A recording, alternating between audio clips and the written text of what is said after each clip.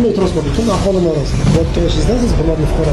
Hozir oyna sizni eshitib qolsa, shunaqa hozir bilsangiz, siqiladimi? Qarindosh. Rossiyadan O'zbekistonga pul yuborishning yangi va qulay usulini qidiryapsizmi? TangaPay ilovasi orqali O'zbekistondagi Humo Uzcard va Visa kartalariga bir zumda pul yuboring. Bundan tashqari O'zbekistonga AQSh dollarida naqd pul yuborish imkoniyati ham mavjud. Hattoki Rossiyadan turib O'zbekistondagi kommunal va boshqa to'lovlarni ham onlayn amalga oshirishingiz mumkin.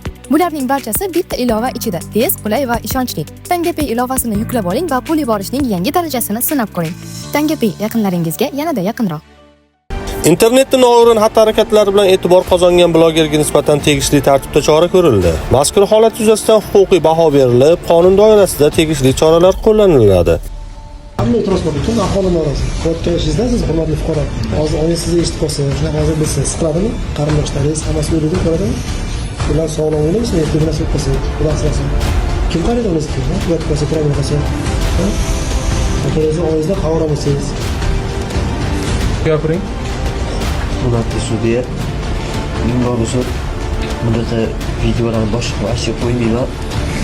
Bunaqa yomon kontentni, o'zbekchiligi to'g'ri kelmaydigan kontentni boshqa takrorlamayman. Iltimos sizdan yengillik berishingizni so'rayman. Shu kontent qotgan paytimizda shu basseynning videosini olib qo'ydim. Ijtimoiy tarmoqlar aylanib ketib qoldi. Pushaymonman shunaqa kontentni qotganimni. Bundan buyon unaqa kontent qilmayman. Men uzr so'rayman. Shovqin so'ron ko'tarish, axloq qoidalarini qasddan mensimaslik holatlarini tasdiqlaysizmi? Tasdiqlayman. Pushaymonman, hurmatli sudya.